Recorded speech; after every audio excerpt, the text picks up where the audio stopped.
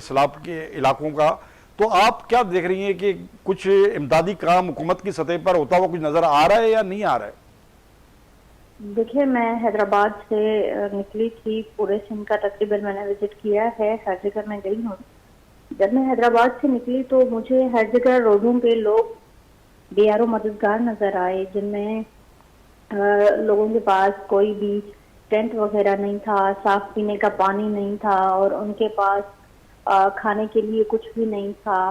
और आपको पता है कि इस वक्त पाकिस्तान में और खास तौर पर सिंध में कितनी शदीद गर्मी है। जी तो जी। बिल्कुल ही खुले आसमान तले मैंने लोगों को देखा। और अभी तो बहुत ज्यादा लोगों में बीमारियां फैल गई हैं, जैसे गैस्ट्रो है और दूसरे बीमारियां डेंगू वगैरह, ये आम हो गया है। तो जब मैंने सिंध का दौरा शुरू किया तो मैंने कहीं भी हुकूमत नाम की कोई चीज नहीं देखी, चाहे वो नेशनल हाईवे ब्लॉक था तो वहां पे भी कोई ट्रैफिक जो पुलिस है मैंने उनको नहीं देखा, कोई गाइडलाइन नहीं थी कि किस रास्ते से गुजरना है, किस रास्ते से नहीं गुजरना है, कौन सा रास्ता सही से। आप सोचें कि कितने सारे लोग होंगे जिनके ऑपरेशन करने होंगे, कितने सारे लोग होंगे जो पेशेंट होंगे और उनको हॉस्पिटल तक पहुंचना होगा। तो इससे ज्यादा बहसी मैंने हुकूमत की कभी नहीं देखी, जितनी खास तौर पे इमरजेंसी के वक्त में मैंने देखी है। मगर वो तो तो जरा मीडिया में बता रहे हैं, विजिट कर रहे हैं वजीर आला बिलावल जरदारी, और अभी यूएनओ के सेक्रेटरी जनरल के साथ भी वजीर आजम साहब भी घूम रहे थे सिंध में, तो कुछ भी नजर नहीं आ रहा कि कुछ इमदाद हुकूमती सतह पर या इंटरनेशनल सतह पर होती हुई। देखिए, ये सिर्फ और सिर्फ मीडिया की बातें हैं, ये सिर्फ और सिर्फ मीडिया पे चलने वाली फुटेजेस हैं कि जिसमें सेक्रेटरी जनरल को विजिट करवाया गया या फिर 20 मुल्कों के सफीरों को लेकर बिलावल जरदारी ने जो है वो विजिट करवाया और खुद भी हेलीकॉप्टर पे बार बार विजिट कर रहे हैं। और उन्होंने बड़ा दावा भी किया था बिलावल भुट्टो जरदारी ने कि मेरे को रातों रात बड़ी इमदाद आ गई, 1 करोड़ हजारों डॉलर, वो कहाँ है? जी, तो ये है कि उन्होंने विजिट तो कर लिया लेकिन उसके बाद लोगों को रिलीफ नहीं दिया गया। अब देखें आप, अब जैसे आप कह रहे हैं कि रिलीफ फंड्स की बात है कि बहुत सारे ममालिक ने अभी तक फंड्स दिए हैं, जैसे तुर्की है, अब दुबई है, अब ईरान है, अब तो बांग्लादेश ने भी कह दिया कि वो भी हमें इमदाद देंगे।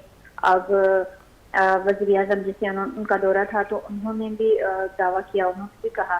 तो ये सब जो फंड गवर्नमेंट को मिला है तो हमें नहीं पता कि वो इस वक्त कहाँ खर्च हो रहा है। जैसे गवर्नमेंट दावा कर रही है कि उनका 1 खरब और 80 करोड़ रुपया खर्च हो गया है फूड पे, लेकिन आप यकीन मानें कि लोगों के पास तो पीने का साफ पानी तक नहीं पहुंचा। तो ये इतने सारे दावे और इतना सारा फंड आखिर जा कहाँ रहा है? क्योंकि लोग ये अभी भी ऐसा हो रहा है कि कहीं पर जैसे पानी का दबाव ज्यादा बढ़ रहा है तो उनको रेड अलर्ट जारी कर दिया जाता है रात के शहर में कि अभी आपने यहाँ से निकलना है, शिफ्ट होना है किसी और जगह। मगर उसके बावजूद रियासत की ये नई जिम्मेदारी बनती है कि जो शहर खाली करवाते हैं तो उन पे सिर्फ रेड अलर्ट जारी करना होता है, उनको किसी भी तरह से कोई ट्रांसपोर्ट नहीं देनी होती है, कोई उनके लिए महफूज मकानात नहीं देखने होते, उनके लिए कोई कैंट सिटी कायम करनी नहीं होती। मैं ये कह रहा हूँ लाशरी साहिबा कि उसके बावजूद पाकिस्तान पीपल्स पार्टी को सिंध के अवाम क्यों वोट देते हैं? देखिए, मैं नहीं समझती कि पाकिस्तान पीपल्स पार्टी को पहले तो मैं इसको पाकिस्तान पीपल्स पार्टी कहना भी तो नहीं समझती हूँ, क्योंकि इसके पास सिर्फ और सिर्फ जागीरदार हैं, इसके पास सिर्फ और सिर्फ सरदार हैं, वगैरह हैं और सिलेक्टेबल लोग हैं इसके पास।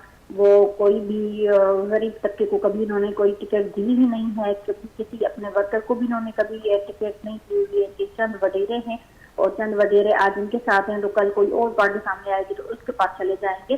तो ये कहीं से भी पीपल्स पार्टी नहीं है और इनको अवाम वोट नहीं देता, क्योंकि मैं 2018 में खुद इलेक्शन कॉन्टेस्ट कर चुकी हूँ। मुझे पता है कि इलेक्शन के टाइम पे लोगों से जो NIC ये लोग छीन लेते हैं रात के पहर में, या फिर सुबह को जो है वो पोलिंग स्टेशन चेंज हो जाती हैं, प्रिजाइडिंग ऑफिसर्स गायब हो जाते हैं, जो फॉर्म होता है 45 वो किसी को मिलता है तो किसी को नहीं मिलता। तो हम फेयर एंड फ्री इलेक्शन तो कह ही नहीं सकते कि कभी भी सिंध में हुए हैं। जब फेयर एंड फ्री इलेक्शन होते ही नहीं है तो फिर ये लोगों को वोट आखिर देता कौन है? तो मैं नहीं समझती कि ये कभी भी अवामी मैंडेट से आए हैं। ये बीच वाला रास्ता अख्तियार करके हमेशा आते हैं। और अभी जो खासतौर पे सिंध की आवाम के साथ इन्होंने जुल्म किया है और बर्बरियत की है, इसकी कभी कोई मिसाल नहीं मिलती। इन्होंने जब बरसात हुई, बहुत ज्यादा बरसात हुई, तो इनकी बार बार एक चीज सामने आ रही थी कि ये बता रहे थे कि मानसून की बारिशें पहले से ज्यादा होने वाली हैं। जब इनको पता था कि मानसून की बारिशें नहीं चले, वो तो हो गया, उसके बावजूद क्या नाम है, अभी अभी जो नहीं उठाया उसके लिए। जी, अभी तो ये करना चाहिए था। जिस तरीके से सिंध के हालात हैं, चलो वो तो हो गया। तो आप ये समझती हैं कि बिल्कुल पाकिस्तान पीपल्स पार्टी की जो गवर्नमेंट है, नाकाम गवर्नमेंट है और वो कोई काम नहीं कर रही है आपकी नजर में? इसमें कोई शक नहीं है कि ये नाकाम तरीन गवर्नमेंट है। सिर्फ नाकाम तरीन नहीं है, बल्कि ये अवाम दुश्मन गवर्नमेंट है, जो अपने लोगों को इस तरह से सड़कों पर ख्वार करने के लिए छोड़ दे, जो लोगों में मुख्तलिफ बीमारियां फैलने के बाद भी उनके पास जो है वो दवाइयां मौजूद ना। बहुत सारे सिंध ऐसे इलाके भी हैं जहाँ पे जैसे लोगों को फीवर वगैरह होता है तो उसकी कोई टेबलेट नहीं मिल रही है, वो कहीं भी दस्तयाब नहीं है। तो इतनी ज्यादा मुश्किल है।